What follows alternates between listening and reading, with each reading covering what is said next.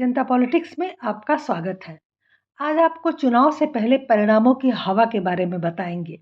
आप तो जानते ही हैं कि यूट्यूब पर मोदी विरोध पत्तलकारों की एक बड़ी जमात है जो दिन रात शगुफा छोड़ने और सरकार को बदनाम करने में तल्लीन रहती है। चुनाव के इस सुलगते दहकते मौसम में इन पत्तलकारों का कौन कौन सा भाग सुलग रहा है, इस पर किसी स्पष्टीकरण की जरूरत नहीं है। ज्यादातर तो अपने स्टूडियो में ही अपने मनपसंद विश्लेषकों को बुलाकर मोदी के हराने का ब्यौरा प्रस्तुत कर देते हैं, लेकिन कुछ ऐसे भी हैं जिन्हें फील्ड में जाकर जनता से रिपोर्ट लेने की चुल्ल भी मची रहती है। इनमें से एक बड़ा नाम है अजीत अंजुम का, जो अपनी इज्जत को दांव पर लगाकर लोगों से सवाल पूछे जा रहे हैं कि कैसे मोदी हारेंगे और कैसे राहुल प्रधानमंत्री बनेंगे। मजे की बात यह है कि यह आदमी कांग्रेस प्रेम या पैसे से इस कदर दब गया है कि यह भाजपा के मंत्री और मुख्यमंत्री से भी उलझ जा रहा है। सोचिए इसके जलन और चिढ़ की पराकाष्ठा। असम के मुख्यमंत्री हेमंता बिस्वा शर्मा ने बिहार की एक सभा का वीडियो पोस्ट किया, जिसमें बहुत से लोग हेलीकॉप्टर के पास उनके स्वागत के लिए खड़े थे। सामान्य बात है, और वैसे भी देश में योगी आदित्यनाथ और हेमंत बिस्वा शर्मा का क्रेज ज्यादा ही है, क्योंकि दोनों ही फायर ब्रांड नेता हैं। लेकिन अजीत अंजुम को इससे बड़ी चिढ़ मच गई और उन्होंने हेमंता दा के पोस्ट पर कमेंट किया, सर जी, बांस बल्ले के पास खड़े लोगों में से ज्यादातर बच्चे हैं जो आपका हेलीकॉप्टर देखने आए थे। इनमें से कोई भी आपके हाथ हिलाने पर भी वोट नहीं दे पाएगा, नाबालिग हैं। इनके गांव में खाली हेलीकॉप्टर उतर जाएगा तो इतने बच्चे और कुछ लोग तो आ ही जाएंगे। किसी गलतफहमी में मत रहिए। अब आप बताइए, आपने कभी किसी पत्रकार को किसी मुख्यमंत्री के लिए ऐसी भाषा का इस्तेमाल करते देखा है? आप किसी गलतफहमी में मत रहिए। ये सुप्रिया श्रीनेत का ट्वीट होता या धर्मेंद्र यादव का ट्वीट होता तो चल सकता था। टुटपुजिए नेता इस तरह की बकलोली करते रहते हैं, लेकिन कोई पत्रकार? इसलिए हम इन्हें पत्तलकार कहते हैं, क्योंकि ये दो कौड़ी के बिकाऊ लोग जिसका पैसा खाएंगे उसकी भाषा बोलेंगे, वरना भूखों मरेंगे। इन्हें अपने बायो से पत्रकार शब्द तुरंत हटा देना चाहिए और उसकी जगह कांग्रेस पार्टी का प्रवक्ता लिखना चाहिए। आंखों का इलाज कराना चाहिए अंजुम खान को। इन्हें एक कांग्रेस रूपी रतौंधी की बीमारी है, जिसमें इन्हें जवान लड़के भी बच्चे नजर आते हैं, और इसे इतना भी पता नहीं कि अगर हेलीकॉप्टर के पास इतनी भीड़ है तो रैली में कितनी भीड़ होगी। आखिर ये कितनी बार साबित करेंगे कि ये कांग्रेस के चमचे हैं और दिहाड़ी पर काम करते हैं। बहरहाल चलिए, पहले इनके इंटरव्यू का मजा लीजिए और चुनाव का परिणाम जानिए, फिर आगे चर्चा करेंगे। हाँ, हर इंटरव्यू में आप अजीत अंजुम के चेहरे का रंग देखना मत भूलिएगा। सब बकवास है, झूठ, कोई महंगाई नहीं है। नहीं बोलो आप, महंगाई है ही नहीं। कहाँ है महंगाई? बताओ कौन सा नंगा आया? क्या बढ़िया था गुरु। सब जींस पहन रहे हैं, पैंट पहन रहे हैं। थोड़ी देर यहाँ रुको, मोटरसाइकिल माड़े भी देखियो, महंगाई है। डीजल 6.5 है, डीजल बहुत महंगा हो रहा। मैं क्या करूं, फिर जॉब छोड़ दूं? आप देश विरोधी ताकतों के संग थे और हमेशा रहोगे। गजब बेइज्जती है। चलिए आप हम देखते हैं, आप अपनी बात कहो ना। आएंगे ये, आप अपनी बात अगर हम करें तो करें क्या, बोले तो बोले क्या। नजदीक आया जाए, फिर से बोलिए क्या बोल रहे हैं, जरा सुने, लोग समझे तो कि बीजेपी के वोटर कैसे होते हैं। ऐसा भूखा मंजूर है और फिर वोट बीजेपी को ही देना है। भूखा मंजूर है और फिर वोट बीजेपी को ही देना है। आगे स्वाद। गैस की महंगाई से फर्क पड़ता है कि नहीं पड़ता है? कोई फर्क नहीं पड़ता। पता है, आज तुम घर चूल्हे की बातें पूछ रहे हो। हमारा भारत कितना पुख्ता हो रहा है, विदेशों से हम बात नहीं कर सकते, आज आंखें डाल के बात कर रहे हैं हम। आई सुनिए, मैं तुमसे ना हो पाएगा। मैं जरा इनका किचन दिखाता हूँ, क्योंकि मेरी दिलचस्पी इस किचन में थी, कितने लोगों का खाना एक साथ कैसे बन रहा है। ये देखिए, मेरे ख्याल से ये दाल बन रही है और हमारी पार्टी हो रही है। क्या बन रहा है भाई साहब? ये दाल बन रही है ना? जरा बताइए कौन सी दाल है, जरा इधर घूमिए ना, आप बताइए। बड़ा हरामी हो बेटा। अच्छा चलिए, कोई दूसरा किसी और से पूछते हैं। ये सब कौन सी दाल है, ये बता दीजिए सिर्फ। ये सब में देखिए दाल बन रही है। चलिए आप ही से पूछेंगे, ये सब में दाल बन रही है एक साथ। अबे साले तभी मैं माफ करना, गुस्से में इधर उधर निकल गया। गुस्सा हमसे मत गुस्सा करो। ये कर देंगे, मैं ये कह रही, इनका काम है, इन्हें भेजा गया तो ये तो अपना काम पूरा करेंगे ना। कोई नहीं भेजा है, हम खुद आए हैं, हम पत्रकार हैं। हम आप आज से पहले कभी गांव के बीच आए हो? जी, शुभ नाम आपका क्या है? एलपी पांडे, लल्लू प्रसाद पांडे। जी बताइए, इस बार चुनाव का यहाँ क्या मुद्दा है? इस बार चुनाव का मुद्दा है मोदी की भारी मतों से जीत होगी। यहाँ से दीदी स्मृति ईरानी जीतेंगी, क्योंकि राहुल गांधी का प्रचार, अमेठी में किशोरी लाल का प्रचार पाकिस्तान और चाइना कर रहा है, जो कि हमारे देश के दुश्मन है। तो ऐसे दुश्मनों के मित्र को वोट देने का कोई फायदा नहीं है, जिससे हमारा देश ही गुलाम हो जाए। आपका क्या नाम बताया, फिर से नाम बताइए। लल्लू प्रसाद पांडे। पांडे जी, ये कहाँ से पाकिस्तान और चाइना आ गया? अमेठी के चुनाव में कहाँ से पाकिस्तान चाइना लेके आ रहे हैं आप? पाकिस्तान में राहुल गांधी जिंदाबाद के नारे लग रहे हैं। क्या हो रहा है ये? इस पर बहस करके हम कहीं और कीचड़ में नहीं जाना चाहते। ये अब आए हैं पांडे जी ये सिलेबस लेके कि पाकिस्तान और चाइना प्रचार कर रहा है केएल शर्मा का, तो अब इस पर बहस ही नहीं हो सकती। मैं प्रणाम कर सकता हूँ आपको, बहुत प्रणाम के पात्र हैं आप, बहुत प्रणाम करता हूँ, चरण स्पर्श। इस बार कौन लड़ रहा है कांग्रेस से? अब पता नहीं भाई, यहाँ से अभी पता नहीं कौन लड़ रहा है, हमें सब किशोरी लाल शर्मा लड़ रहे हैं, इस बार राहुल गांधी नहीं है, पता है कि नहीं? हमें ये इतना नहीं अनुभव है भाई, हम तो ये जानते हैं आप कांग्रेस से हो। ठीक है भाई। अरे मैं तो पत्रकार हूँ भाई, मैं किसी पार्टी से नहीं हूँ, मैं तो पूछने के लिए। तो क्या नाम है आपका? हमारा नाम है राजकुमार तिवारी। राजकुमार तिवारी जी, हम लोग हैं गौरीगंज स्टेशन के ठीक सामने। ई रिक्शा चलाने वाले जो लोग हैं, जरा आप उनसे भी बात करने आ गए। तो राजकुमार तिवारी जी, यहाँ से इस बार चुनाव में क्या लग रहा है? चुनाव में भाई भाजपा जीत रही है। हाँ, हर हर मोदी घर घर मोदी। हर हर मोदी घर घर मोदी। हर मोदी क्यों, जरा बताइए। अब क्योंकि 6000 घर बैठे मिलत है के दे। 6000 घर में बैठे मिलत है, बैठे 40 किलो राशन हर महीना के दे। तो हर हर मोदी घर घर मोदी आवत वहाँ स्वागत है, हमेशा रहा यार। तो यहाँ से उम्मीदवार कौन है? यहाँ स्मृति ईरानी दीदी। दीदी ने काम वाम किया है? अब काम वो करें जाए ना करें, हमारा काम मोदी जी करते हैं। अब मोदी जी तबे करिए जो दीदी हरे जीती हैं। तो हाँ देखिए, सुनिए, ये भी एक बात है कि यहाँ स्मृति ईरानी काम करें या ना करें, इनको उम्मीद मोदी से है, और लग रहा है इनको लगता है मोदी जी कर रहे हैं। सब काम मोदी जी कर रहे हैं, बहुत बहुत कुछ, हर सुविधा, वाह वाह, हर हर मोदी, धन्यवाद। चलिए, बहुत बढ़िया, ये मोदी जी के समर्थक हैं। लोग योगी भक्त हैं। जय श्री राम। जय जय श्री राम। क्या नाम है आपका? देश सुरक्षित हाथों में है, दे दिया था। देश सुरक्षित हाथों में। एक मिनट, अभी इसी बूथ पे देखे आ रहा है। तो अंकुर, क्या करते हो आप? कर तो कुछ नहीं रहे हैं, पढ़ाई करके बेरोजगार हैं, अच्छी बात है।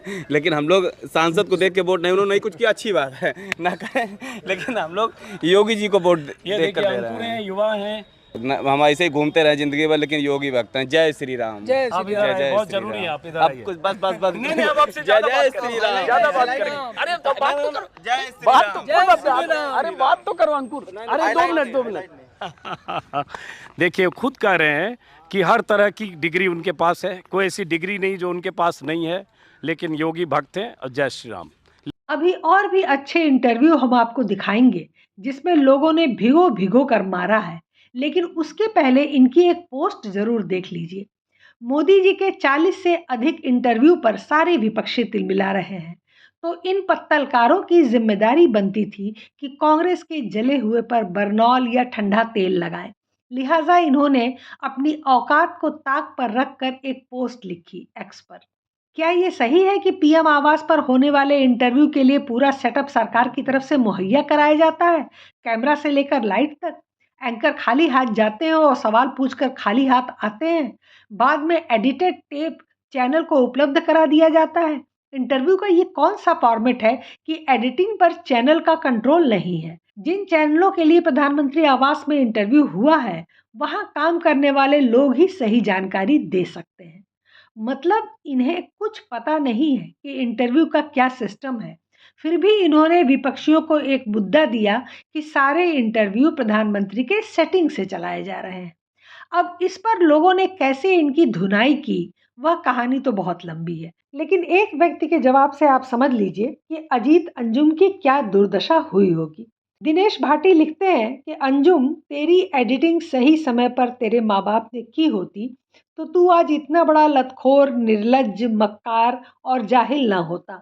दिल्ली के मुख्यमंत्री के घर में दिल्ली महिला आयोग की पूर्व अध्यक्ष और वर्तमान राज्यसभा सांसद के साथ छेड़छाड़ और मारपीट होती है, लेकिन इस सब पर बोलने में तेरे मुंह में बवासीर के भयानक मस्से हो जाते हैं। तुम्हारे मुंह से एक शब्द नहीं निकलता। सवाल यह है कि इसने कभी पत्रकारिता भी की है या नहीं? क्या कोई वरिष्ठ पत्रकार इस तरह के मूर्खता की बात कर सकता है? जिस विषय पर उसे पक्की जानकारी नहीं है, उस विषय को वो पब्लिक प्लेटफॉर्म पे उठा रहा है। फिलहाल न्यूज़ 24 के मानक गुप्ता ने इस पर जबरदस्त पोस्ट लिखी, जबकि यह कांग्रेसी सांसद राजीव शुक्ला का चैनल है। लोग कहते हैं कि कांग्रेसी चैनल है, लेकिन यह पोस्ट उन लोगों के मुंह पे करारा तमाचा था जो मीडिया को पिछले 10 सालों से गोदी मीडिया कहकर संबोधित करते हैं। उनकी नज़र में न्यूज़ 24 मोदी विरोधी चैनल है। मानक गुप्ता ने लिखा कि ये अफवाह कौन फैला रहा है कि प्रधानमंत्री नरेंद्र मोदी के इंटरव्यू में कैमरे भी पीएमओ के होते हैं, क्रू भी पीएमओ का, सवाल भी उनके होते हैं और शूट भी पीएमओ करवाता है। ये भी कहीं सुना कि शूट पूरा होने के बाद फुटेज पीएमओ रखता है और एडिट करने के बाद ही फाइनल इंटरव्यू चैनल को दिया जाता है। ये सब झूठ और सरासर बकवास है। पीएम मोदी के मेरे इंटरव्यू में सारे कैमरे इक्विपमेंट भी हमारे थे, क्रू भी हमारा था, सवाल भी मेरे थे, शूट भी हमने किया, रॉ फुटेज भी हमने अपने पास रखा और पूरा प्रोडक्शन एडिट भी हमने खुद किया। शुरू से लेकर आखिर तक एक इंडिपेंडेंट तरीके से किया गया इंटरव्यू हमने आपके सामने रखा है। अब तक इस चुनाव में ऐसे दसियों इंटरव्यू हो गए होंगे। इतने इंटरव्यू एक चुनाव में पीएम मोदी ने पहले कभी नहीं दिए। इतने इंटरव्यू तो शायद इस बार सारे बड़े विपक्षी नेताओं ने मिलकर भी नहीं दिए हैं। इतने कड़े प्रचार के बीच भीषण गर्मी में जिस खुले मन से प्रधानमंत्री मोदी इस बार इंटरव्यू दे रहे हैं, वो भी मीडिया के लिए या लोकतंत्र के लिए एक सुखद कदम है।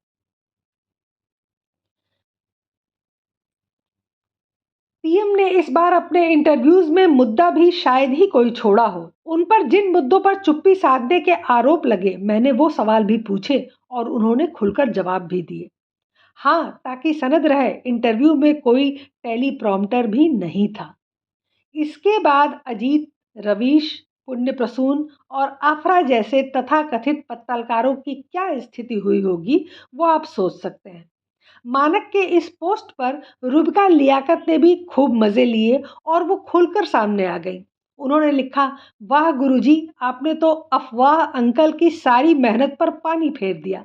लोकतंत्र की हत्या वाली थर्ड क्लास फिल्म में से ये वाला झूठ, सस्पेंस और रोमांच ला ही रहा था कि आपने अफवाहकार की पोल खोलकर रख दी। जब तक ये घिसे पिटे एजेंडाधारी पीएम को तानाशाह नहीं बताएंगे, हीरो को शहंशाह नहीं बना पाएंगे। सरासर नाइंसाफी है ये। अब इससे ज़्यादा खुलकर कोई क्या बोल सकता है? इससे समझिए कि सभी चैनल के पत्रकार भी इन घटिया पत्तलकारों से तंग आ चुके हैं। दरअसल इन बेचारे चैनलों से निकाले गए पत्तलकारों को 2014 के पहले का समय याद रहता होगा, जब सारे इंटरव्यू फिक्स हुआ करते थे और चैनल सरकार को अपनी बपौती समझते थे। जी हाँ, एनडीटीवी जैसे चैनल अपने 25 साल के सफ़र का जश्न राष्ट्रपति भवन में भव्य शो के साथ आयोजित करते थे, जहां राष्ट्रपति प्रणब मुखर्जी लोगों को सम्मानित करते थे। इतना ही नहीं, एनडीटीवी ने कांग्रेस सरकार के दौरान किस तरह सरकारी संपत्तियों का इस्तेमाल अपने हित के लिए किया, इसका खुलासा अशोक श्रीवास्तव ने, जो कि दूरदर्शन में कंसल्टिंग एडिटर और सीनियर एंकर हैं, उन्होंने किया। उन्होंने बताया कि एनडीटीवी ने लाभ कमाने के लिए और चैनल को खड़ा करने के लिए दूरदर्शन के टेप और उपकरण चुराए थे। उस दौरान भास्कर घोष ने ऐसा करने में एनडीटीवी की सक्रिय रूप से मदद की थी।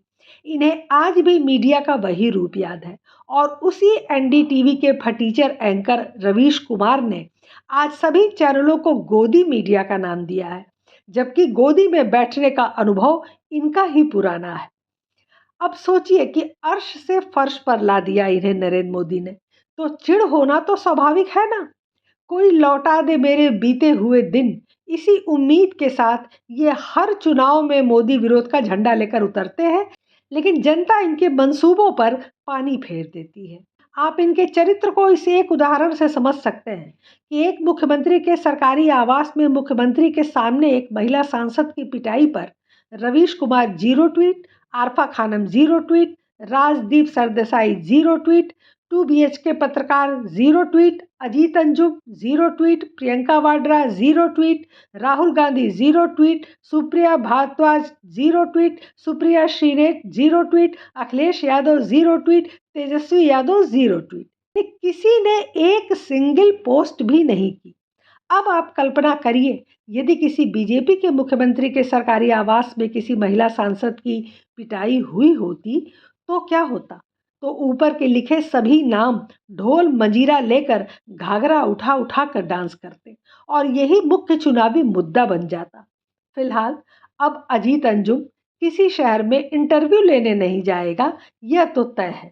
अब वो भी बाकी लोगों की तरह स्टूडियो में ही मोदी को हराने की तरकीब लगाएंगे, क्योंकि लोगों ने जिस तरह से उन्हें लथाड़ लगाई और उनकी हर लथाड़ पर जनता ने जिस ढंग का रिएक्शन दिया, उससे अजीत अंजुम को बहुत बड़ा सबक मिल चुका है। अच्छा चलिए, तो किस मुद्दे पर वोट किया आपने? राष्ट्र की मजबूती के लिए, सनातन धर्म की रक्षा के लिए, और जितने भी जो मुद्दे हैं उन मुद्दों को लेकर देश हमारा खुशहाल रहे, सुख रहे, समृद्धि रहे, किसी तो सनातन धर्म खतरे में है, राष्ट्र खतरे में है। करते रवि सर, हम व्यापारी हैं। तो आपने किस मुद्दे पर वोट किया है? देश राष्ट्र के ऊपर, देश और राष्ट्र, विकास के ऊपर। हाँ, देश, राष्ट्र और विकास, दो वोटर। सत्यनारायण अग्रहरी, सत्यनारायण अग्रहरी, हाँ, वैश्य समाज के हो। तो सत्यनारायण जी क्या मुद्दे पे वोट किया है? मुद्दा क्या सोचकर वोट किया? क्या इशू था आपके लिए? जिसके लिए बनता है कमल का फूल। हाँ, हम कमल के फूल तो नहीं पूछ रहे थे, मुद्दा बता रहे हैं। दोनों मुद्दा क्या है उसके लिए? मुद्दा क्या बता? इशू क्या सोचकर क्या चाहिए आपको? हमको कमल का फूल चाहिए। चलिए ठीक। क्या? गया प्रसाद यादव। गया प्रसाद जी, किस मुद्दे पर वोट किया आपने? विकास पे। विकास पे? हाँ। तो विकास हो रहा है कि नहीं हो रहा है? हो रहा है। अच्छा विकास हो रहा है? हाँ, यही विकास चाहते हो? हाँ। चलो ठीक है। क्या शुभ नाम है आपका? रतिपाल जी, क्या सोचकर वोट दिया? क्या चाहते हो इस बार आप? हम तो चाहते हैं कि सरकार अच्छी आए, बढ़िया। हाँ, अच्छी आए मतलब अभी जो सरकार है वो रहे या दूसरी कोई सरकार चाहते? नहीं, रहे। अच्छा, तो क्या मुद्दा है चुनाव का आपके लिए? वोट डालने से पहले कुछ होता है दिमाग में कि हम ये सोचकर वोट कर रहे हैं? नहीं, ऐसा कुछ नहीं सोचा। चलो ठीक। तो मैं खाली मुद्दा था आज आपके लिए। मुद्दा क्या है? सब कुछ ठीक है। और मुद्दा क्या है? सब खाने पीने को मिल रहा है, अपने कर्म से खाना मिलेगा, बिना कर्म के खाना नहीं मिलेगा। बस यही बात ठीक चल रहा है। चलिए ठीक। आप किस मुद्दे पर वोट किया? क्या सोचकर वोट किया? बस मेरे राष्ट्र का विकास होना चाहिए और कुछ नहीं। तो राष्ट्र का विकास होना चाहिए जी, हो रहा है? बस हाँ, हो ही रहा है। हाँ, काफी अच्छा सुधार है। अजीत अंजुम मेरा नाम है। मुझे खुशी है, हो रहा वोट है। दे दिया? थोड़ा आगे है ना, हम ये पूछ रहे थे, हम ये पूछ रहे क्या सोचकर वोट दिया? क्या मुद्दा था आज वोट का? राम मंदिर का। क्या मंदिर का मतलब? मंदिर बन गया, इसलिए जनता खुश है। अच्छा, और ये सब महंगाई, बेरोजगारी, ये तो महंगाई कोई सरकार नहीं रोक पाएगी महंगाई। अच्छा, तो ये सब ठीक है जो चल रहा है, बस मंदिर बन गया खुश है। माता जी भी ऐसे ही सोचती है? जौन सब है। चलिए ठीक है, कराइए। तो अग्रवारी साहब खटाखट जल्दी, किस मुद्दे पर वोट किया? श्री राम जन्मभूमि प्रभु राम के चरणों में हमारा वोट समर्पित हूँ। प्रभु राम के चरणों में, बस हो गया। तो अब इसके बाद तो पूछना नहीं जाता। मैडम, एक किस को समझने के लिए जो हमारे जनरेशन के जो लोग हैं वही ज्यादा बेहतर समझ पाएंगे, तो जाहिर सी बात है कि उन्हीं मुद्दों पे विकास है और उन्हीं मुद्दों पे वोट देंगे। आप बताओ आपका? रामकृपाल जी, क्या सोचकर वोट किया इस बार? क्या मुद्दा है? विकास विकास हो रहा है या नहीं हो रहा है? काहे नहीं हो रहा है? काहे नहीं हो रहा है। चलिए, तो किस मुद्दे पर वोट दिया? हमने विकास के मुद्दे पे वोट दिए। अच्छा काम किए मोदी जी ने, स्मृति ईरानी जी ने। अच्छा काम किया, बस हो गया। हालांकि आपने नाम ही बता दिया, लेकिन चलिए कोई नहीं, ठीक है। आपने किस मुद्दे पर वोट किया? मैंने सनातन धर्म के मुद्दे वोट दिया है। जय श्री राम। बड़ा इंटरेस्टिंग है भाई। ये वाइफ है जी? तो बोलो ना, तो भाग क्यों रहे हो सुबह सुबह? अच्छे भविष्य के लिए वोट दिए हैं। अच्छे भविष्य के लिए? और अभी अच्छा भविष्य वाला दौर चल रहा है कि नहीं? चल रहा है। तो आगे क्या चाहते हो? फिर आगे चलेगा। हाँ, तो अच्छे भविष्य मतलब? अरे और अच्छा समय आ गया। क्या नाम है आपका? अजय कुमार। ठीक है, अजय कुमार। क्या आपने? अब मुद्दे पे किए हैं, मोदी जी अपना कर रहे हैं, प्रचार प्रसार जो भी है, और उस काफी काम आगे तक किए हैं, कर भी रहे हैं। हाँ, इसलिए दिए हैं कि देखते हैं आगे और क्या करते हैं। चलिए, आपका? मेरा नाम सदाशिव शर्मा। तो शर्मा जी, किस मुद्दे पर वोट किया? हमने विकास के मुद्दे पर वोट दिया है। एक मिनट रुकिएगा आप जरा। विकास के मुद्दे पर मतलब विकास हो रहा है नहीं हो रहा? विकास हो रहा है। अच्छा, भगवान राम के नाम पे वोट दिया हमने। बस हो गया, समझ गया मैं आपका। तो नहीं, आपने वोट दे दिया? कमल का फूल। अरे तो मैं ये थोड़ी पूछ रहा हूँ किसको दिया। इधर आइए।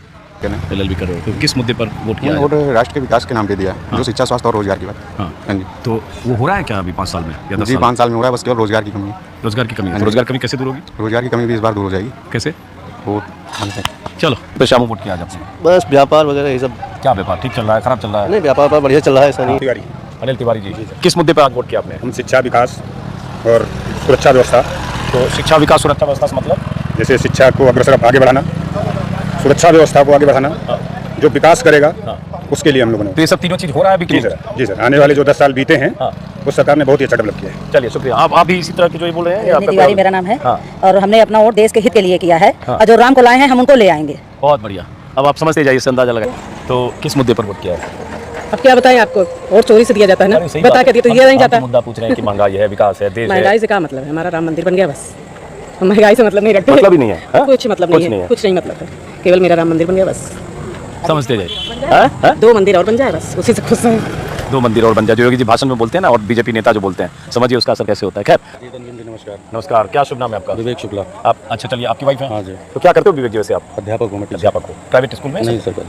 तो आप बोल पाओगे मुद्दा अगर पूछूंगा? बोल क्या, मतदान तो ऐसे भी गोपनीय होता है। मैं तो मुद्दा पूछता हूँ। हाँ, बोलने की बहुत आवश्यकता है नहीं। मतदान हम लोगों ने ये सोच करके किया है, क्योंकि ये स्थानीय चुनाव होता नहीं है, ये पूरे राष्ट्र स्तर का चुनाव होता है।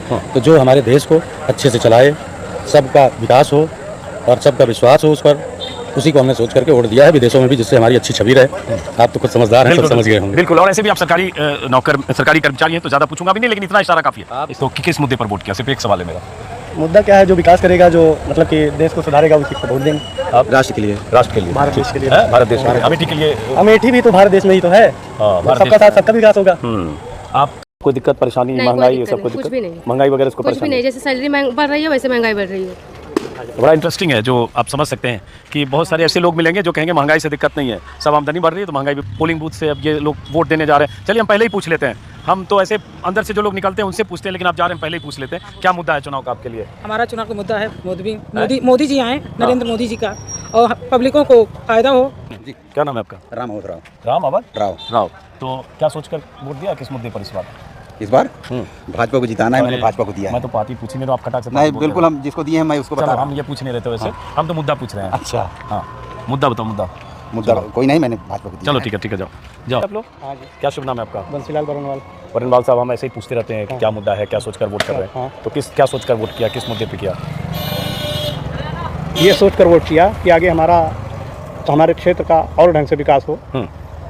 और रही बात राहुल गांधी या प्रियंका गांधी की, ये लोग तो 10 साल 15 साल तक रहे, एक नाला तक नहीं बनवा सके अमेठी में, और कम से कम ये लोग आए, नाला बनी, सड़क बनी, बाईपास बना। पहले अमेठी में सड़क नाला कुछ नहीं था, लोग कहते इतना इस सड़क पर आप चल नहीं सकते। फैक्ट्री क्या बनी, साइकिल सम्राट लेके चले गए, और मालवीय स्टील वाली लेके चले गए। कौन सी इनकी फैक्ट्री है? तो मतलब करो पहले विकास नहीं हुआ? नहीं, बिल्कुल नहीं हुआ था। चलिए अब इस पर विस्तार से, चूंकि पोलिंग डे पर बहुत बात करने का मतलब नहीं है, समझ गया। इन सारे पत्तलकारों की साख तो पहले ही काफी खराब थी, और जो थोड़ी बहुत बची थी वो भी इनकी हरकतों की वजह से अब खत्म हो गई है।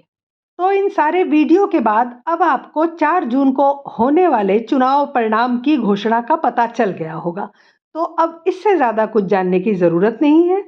फिलहाल आज के लिए बस इतना ही। हमारे चैनल को सब्सक्राइब करें, लाइक करें और शेयर करें। अपने विचार हमें कमेंट बॉक्स में ज़रूर बताएं।